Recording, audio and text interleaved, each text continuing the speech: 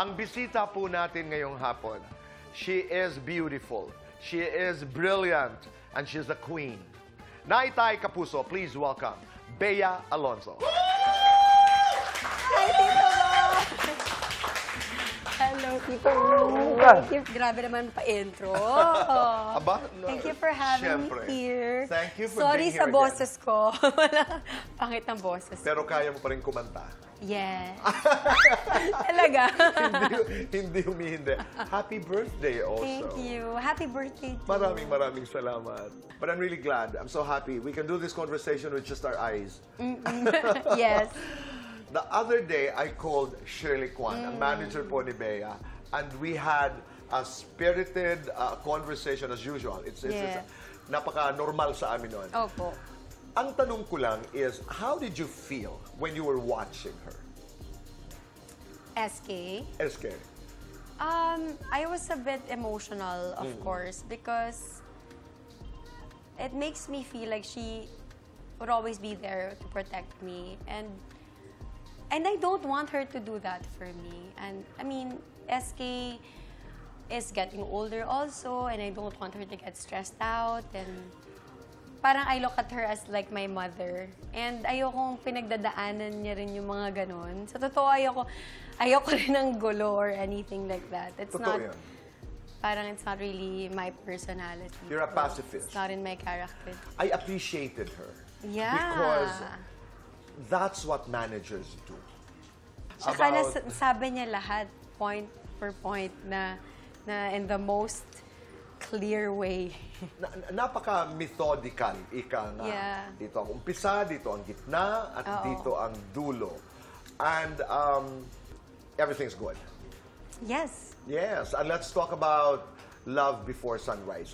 We've been talking about this. Pero ngayon, B, what is it? Ano ba talaga ang pag-ibig bago ang pagsikat ng araw? Siguro yung nare-represent ng pagsikat ng araw ay yung panibagong simula. Diba, sometimes sa larangan ng pag-ibig, dumadaan tayo sa dark times. It's not always rainbows and sunshine. Sometimes we go through a dark phase. Pero if we just choose to love each other, darating din naman ng bagong umaga. At pagkakaroon din na ng linaw ang lahat. At saka ang ganda nun, dahil yung umaga, tama ka dun, pero the darkest part of the night is just before the break of dawn. Yes. So, kahit anong dilim ang pagdaanan mo, whether you like it or not, It'll end. oo, And sisikat ang araw. yes, and as long as you have each other, malalagpasan nyo rin lahat. The character of Andrea is messing up with the marriage. Yes. Napapanood namin kung paano gusto niyang agawin ang iyong asawa na si Dennis Trillo in Love Before Sunrise. Bea, bilang isang tao, hypothetical, pag may pumasok sa inyong relasyon, halimbawa, ni Dom, anong gagawin? Parang napakahirap na tanong. Lalo na kung halimbawa mag-asawa na kami, di ba? Kasi yung kay Stella at kay Atom, hindi pa sila mag-asawa.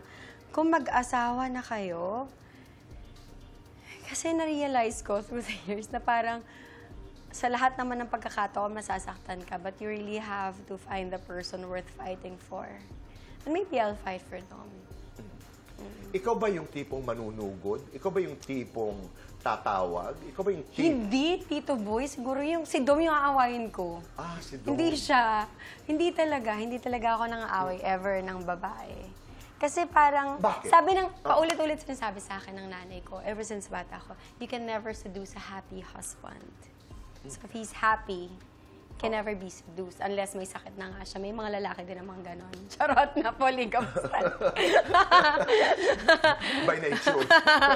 Na mahilig lang talaga sila mga babae. But, yeah, kasi ang pangahawakan mo kung may relasyon kayo, di ba, yung pangako nyo sa isa't isa. Tama. Yung commitment nyo sa isa't isa. So, sa kanya ka magreklamo dun sa taong binitawang ka ng pangako, di ba?